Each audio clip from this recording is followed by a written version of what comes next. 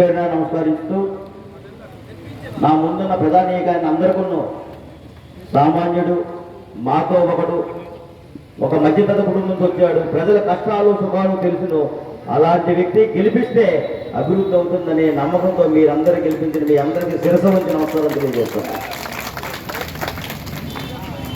అయితే మీకే కాదు, నాకు ఎన్నో సంవత్సరాల కళ ఇది. నాకు కూడా ప్రతిసారి ఇలా వెళ్ళేటప్పుడు మీకు తెలుసు 2007 నుంచి 2024 వరకు ప్రజాసేవను చెప్తూ సేవ చేయడం తప్ప ప్రతి ఊరు వెళ్ళడం అనేది నాకు ఆనవాయితీ. ఆ ఊర్లో గుడైనా బడైనా కష్టమైన సుఖమైన ఆ ఊరు వెళ్ళడం నాకు ఆనవాయితీ. నేను అందరి నాయకుల్లాగా పోటీ చేసేటప్పుడు టికెట్ వచ్చేటప్పుడు తిరగడం కాదు. నేను గత 15 సంవత్సరాలుగా మీ ముందు తిరుగుతున్నాను, మీతో ఉంటున్నాను. ప్రతి ఊరు కూడా వెళ్ళడం అనేది జరుగుతుంది, మీకు అందరూ తెలుసు. అప్పుడు నాకు అనిపించేది ఈ రోడ్డు చూసిన తర్వాత, అయ్యో ఎప్పుడు ఈ రోడ్డుకు మోసం వస్తుంది అని చెప్పేసి. ఇదే కాదు, మిలియాపుట్టి మండలం టకోయి గాతుల వలస, ఇంకా మిలియాపుట్టి మండలం ఇంచుమించు 10 రోడ్లు ఉన్నాయి, అది కూడా అంతే. కొత్తూరు సిరిసివాడ, కుంటిపత్ర, ఆ రోడ్స్ కూడా ఆపండి, ఆ రోడ్స్ కూడా అలాగే పెండింగ్ ఉండిపోయి కొన్ని సంవత్సరాలుగా అలాగే అవి కూడా అలా పరిస్థితి ఉండేది. ఇరమాలలో తీసుకున్న అదే పరిస్థితి ఎన్నో సంవత్సరాలు కూడా ఉంది. అక్కడ ఎవరు సార్ అది ఏదేమంటున్నది, మీరు ఇరమాలు పెద్దగూడ ఇదే మనం అందున్నారు సార్, అరే రమరే కోట్మాల గ్రామం వెళ్ళి సందర్శకులందరూ ఎప్పుడు ఈ రోడ్డు అవుతుంది, ఎప్పుడు మోక్షం దొరుకుతుంది వాళ్ళు కూడా ఎదురు చూసేవాళ్ళు. అది కూడా ఆ రోడ్డు కూడా ఏ మండలం వెళ్ళినా ఎక్కడికెళ్ళినా సమస్యలతో కొట్టిమిట్టాడేది నేను చూసేవాడిని. నేను ప్రతి సమస్యలతో కొట్టిమిట్టాడేది. నేను ప్రతి గ్రామం వెళ్ళేవాడిని. అంటే టికెట్ వచ్చిన తర్వాత డోర్ క్యాంపెయిన్కి వెళ్ళాను, అది వేరు. కానీ నేను ముందు సేవా దృక్పథంతో వెళ్ళేటప్పుడు చాలా బాధపడేవాడిని. స్వాతంత్రం వచ్చింది, ఇన్ని సంవత్సరాలు అయింది. పాతపట్నం నియోజకవర్గ ప్రజలకు ఊరు గుడ్డ నీరు మెయిన్ ఇంపార్టెంట్, మౌలిక వసతులు మనకు లేవు. దానికి కారణం గత పాలకులని బాధపడేవాడిని నేను. ఎవరో ఏదో అనుకుంటారు, కానీ అది కాదు. మొన్ననే గొట్టిపల్లికి పైకి అంబులెన్స్ అసెంబ్లీలో కూడా చెప్పాను నేను, గిరిజన గ్రామాలకి అంబులెన్స్ కూడా లేదు. ఎందుకు వెళ్ళడం లేదనంటే, ఎవరైనా స్త్రీలు, గర్భిణీ స్త్రీలు ఎవరైనా సరే పురిటి నొప్పులతో బాధపడితే ఆవిడి కట్టుతో అంటే మంచం కట్టుతో కింద దించేవాళ్ళు. అలాంటి విలేజ్లకి అంబులెన్స్ వెళ్ళాలని కళ్ళ కాసేవాడిని నేను. అలాంటిది ఈరోజు ప్రతి విలేజ్లో కూడా అంబులెన్స్ వెళ్తుంది. మన గౌరవ పంచాయతీరాజ్ మినిస్టర్ గారు పవన్ కళ్యాణ్ గారు మొన్ననే శ్రీకాకుళం జిల్లా పాతపట్ల నియోజకవర్గం కొత్తూరు గొట్టిపల్లె గ్రామానికి అంబులెన్స్ వెళ్తుందని ఆయన డైరెక్ట్గా అనౌన్స్ చేశారు. అంటే ఒక్కసారి అభివృద్ధి చూడండి. గత 5 సంవత్సరాల్లో ఏం జరిగింది, ఇప్పుడు 5 సంవత్సరాల్లో ఏం జరిగింది, ఇప్పుడు 9 నెలల్లో ఏం జరిగింది అనేది 5 సంవత్సరాలు పక్క 9 నెలల్లో పక్క పరిగణనలో మీరు అందరూ తీసుకోండి. గత ఎమ్మెల్యే ఈ మధ్యన కొన్ని స్టేట్మెంట్ ఇస్తున్నా, నేను కూడా చూస్తున్నాను. ఎమ్మెల్యే గురించి మాట్లాడాను నేను. ఒక ఆడపిల్ల సంస్కృతి సాంప్రదాయాలు ఉన్న వ్యక్తిని నేను. ఒక ఆడపిల్ల విషయంలో నేను ఎప్పుడూ తప్పుగా మాట్లాడను. మొన్నంటే ఎమ్మెల్యే అందుబాటులో లేరు, పాతపట్నంలో ఉండలేదు, ప్రజలకు పాపం ఇబ్బంది పడుతుందని చెప్తుంది ఆమె. దెయ్యాల వేదాలు వర్ణించినట్టుంది ఇక్కడ. అది నిజమలేదు మీరు చూడండి. 24 గంటలు మీతో ఇక్కడే ఉండి, ఇక్కడే పడుకొని, ఇక్కడే స్నానాలు చేసుకుని, ఇక్కడ మీతో ఉంటే నేను ఎక్కడో ఉన్నానని చెప్తుంది ఆమె. అదే కాదు, ఆ ఎమ్మెల్యే గత మాజీ ఎమ్మెల్యే ఏ ఊరు వెళ్తే ఆ ఊరు రాకుండా చేశారో, సిరిసివాడ గ్రామ పంచాయతీ నువ్వు రాకమ్మా, 5 సంవత్సరాలు నీకు నమ్మి ఓట్లు వేశాము, ఇప్పుడు నువ్వు వస్తే మేము రానివ్వమని చెప్పి ఎలక్షన్ ముందు ఆమెకు బాయ్కట్ చేస్తే నేను వెళ్తే నాకు కూడా అదే సేమ్ మాట చెప్పారు. మీరు రోడ్ వేస్తామంటే మా ఊర్లోకి రండి, మీకు మేము గెలిపిస్తాం, లేదంటే మీరు రాకండి అని చెప్పేసి అంటే, నేను మీకు అనుకున్న మాట ప్రకారము నేను గెలిచిన 8 నెలల్లో మీకు రోడ్ వేస్తానని మాట ఇచ్చాను. అది ఇప్పుడు రోడ్డు వర్క్ అవుతుంది అక్కడ. అంటే ఏదో శిలాపలకాలు వేసేసి ఏదో కొద్ది విడిచిపెట్టడం అనేది కాదు. ప్రతి ఊరిని చూడండి, ఎక్కడైనా సరే. ఇప్పుడు కూడా చూడండి, మీరు రెడీగా వర్క్ చేయడానికి ఆల్రెడీ బెస్ట్ వర్క్ చేయడానికి ఆల్రెడీ వెహికల్స్ కూడా వస్తున్నాయి. అంటే ఖర్చు చెప్పడం కాదు, పనులు చేయడం అనేది జరుగుతుంది ఇక్కడ. మాయ మాటలు చెప్పడం కాదు. ప్రజలకి ప్రతి విషయంలో కూడా గత ప్రభుత్వం మోసం చేసింది. ఒకసారి మీరు తీసుకోండి. పెన్షన్ విషయంలో తీసుకోండి. మీ అందరికీ ఎంతమంది నేను చెప్పాను నేను. 2,200 రూపాయల నుంచి 2,000 రూపాయలు చంద్రబాబు నాయుడు గారు 2014 నుంచి 2019 మధ్యలో చేస్తే, 2019 నుంచి 2024 మధ్యలో మన గత ప్రభుత్వం సైకో ప్రభుత్వం ఏం చేసింది? 5 సంవత్సరాలకు 250 మాయ మాట చెప్పి ప్రజలకు మోసం చేయలేదా? రైతు డబ్బులు మోసం చేయలేదా? పంచాయతీలకు మోసం చేయలేదా? ఎవరైనా సరే ఒకసారి ఆ విషయం నా ముందు నిలబడితే మాట్లాడమని చెప్పండి. మాయ మాటలు చెప్పడం అనేది కాదు. ఇక్కడ ఈ ప్రభుత్వం శాతల ప్రభుత్వం, ఇది మన ప్రభుత్వం, మనందరి ప్రభుత్వం, మనందరము కోరుకున్న ప్రభుత్వం. నాలాంటి సామాన్యుడికి ఒక అవకాశం కల్పించారు.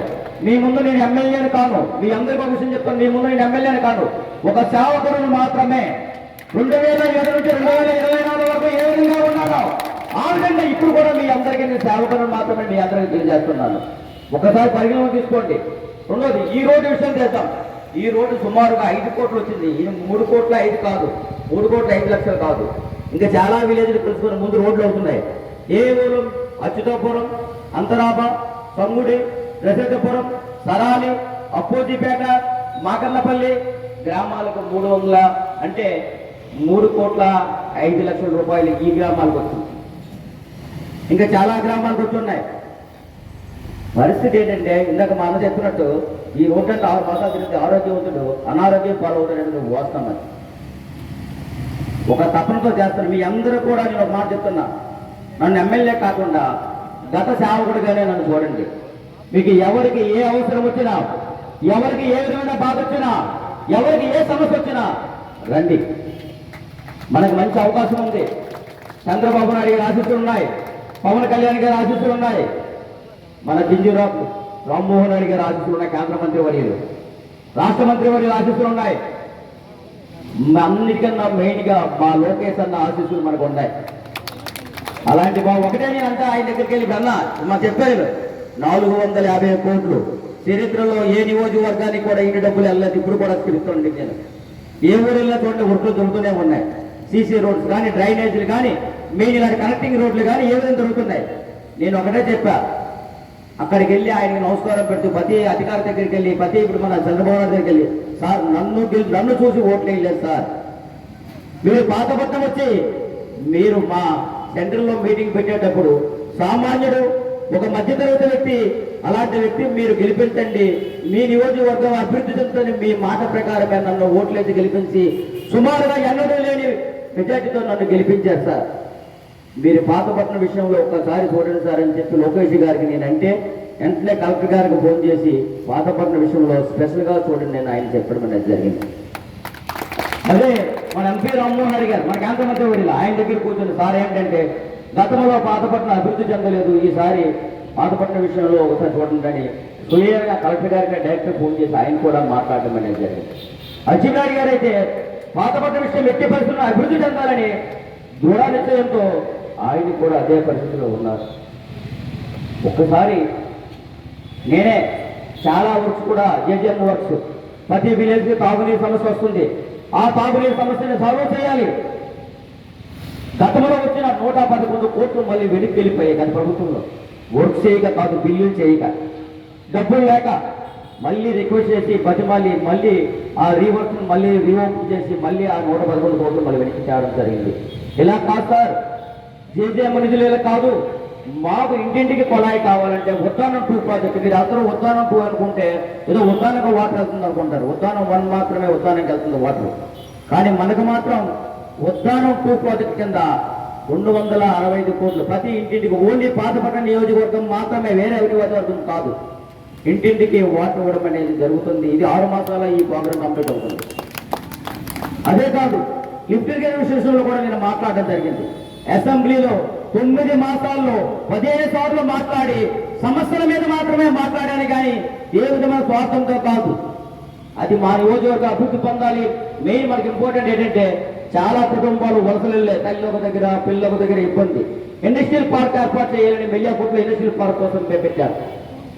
అదే కాదు, ఐటీడీఏ సీతంపేట ఐటీడీఏ మన్యంగా వెళ్ళిపోయింది. మన జిల్లాకు ఐటీడీఏ కావాలని పోరాడితే ఐటీడీఏ సీతంపేట నుంచి వచ్చింది, ఇక్కడ మన మెల్లియాపూర్కి ఐటీడీఏ వచ్చింది. 1 కాదు 2 కాదు, మీరు ఒకసారి పరిగణలోకి అన్ని తీసుకోండి.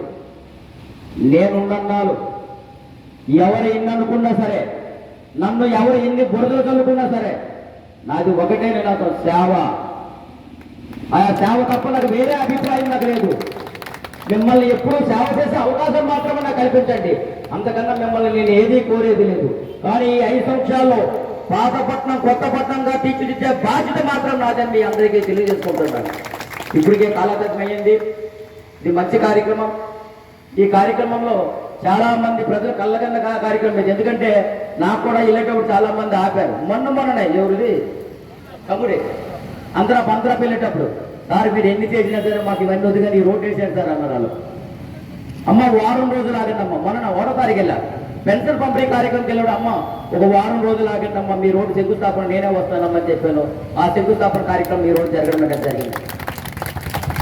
ఏదో మీరు కూడా ఇంకో విషయం అడగచ్చు, వర్క్ ఒకవేళ ఆగితే కాంట్రాక్ట్ పట్టుకొని ఎందుకు వర్క్ ఆగిందని మీరు అడగండి, పర్వాలేదు.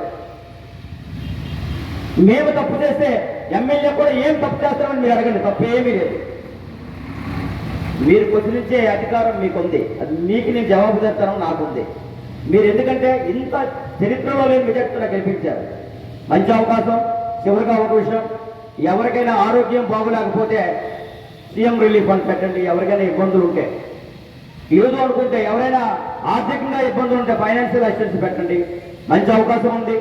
నాకు సాక్షాత్ చంద్రబాబు నాయుడు గారే పెట్టి చెప్పారు, మీ నియోజకవర్గంలో ఏదైనా ప్రాబ్లం ఉంటే తప్పనిసరిగా ఆ ప్రాబ్లాన్ని మీరు సాల్వ్ చేసుకోండి అని చెప్పారు ఆయన. ఎవరైనా ఉంటే మొహమాటం లేకుండా ఆఫీసుకి పార్టీలకు అతీతంగా, ఆరోగ్యపరమైన సమస్యలు ఎవరున్నా సరే పార్టీలకు అతీతంగా ఎవరు వచ్చినా సరే పార్టీ ఆఫీసులో ఆ ఆఫీసులో మీకు పెట్టమనేది జరుగుతుంది. ఇది మంచి అవకాశం. నిన్ననే ఒక అనౌన్స్మెంట్ చేశారు. గత నాయకుడు, గత ఎక్స్-సీఎం విదేశీ అంబేద్కర్ విద్యా విధానాన్ని ఆయన తీసివేయడం జరిగింది. అదే అంబేద్కర్ పుట్టినరోజు మళ్ళీ మన ప్రభుత్వం విదేశీ విద్యా విధానాన్ని మళ్ళీ ప్రవేశపెట్టడం జరిగింది. దానిలో కూడా ఈ మన ప్రభాకర్ ఉన్నాడు. ఎందుకంటే ఏం పెట్టిందంటే ప్రభాకర్ కూడా ఉన్నాడు. పాపం ఆయన అప్పులు చేసి వాళ్ళ అబ్బాయి చదివించారు, పరిస్థితి ఇలా ఉండిపోయింది. అంటే చాలా మోసాలు జరిగాయి గత ప్రభుత్వంలో. నేను చెప్పడం కాదు, మీరు కూడా ఎవరో ఏదో చెప్తున్నారో సోషల్ మీడియాలో వస్తే నేను నమ్మకండి. ఏదైనా సరే దయచేసి ఒకసారి పరిగణలో తీసుకోండి. మీ అందరూ కూడా నేను చెప్తున్నా, మీ అందరికీ నేను తోడుగా ఉంటాను. మీకు ఎవరికి ఏ సమస్య వచ్చినా నేను మీకు తోడుగా ఉంటాను. మీరు మాత్రం సమస్యను అమ్మాయిని అడక్క అన్నం పెట్టదు. మీరు మాత్రం ఆఫీసుకు వచ్చి చెప్పవలసిన బాధ్యత మీ అందరికీ ఉందని తెలియజేసుకుంటూ సెలవు తీసుకుంటున్నాను.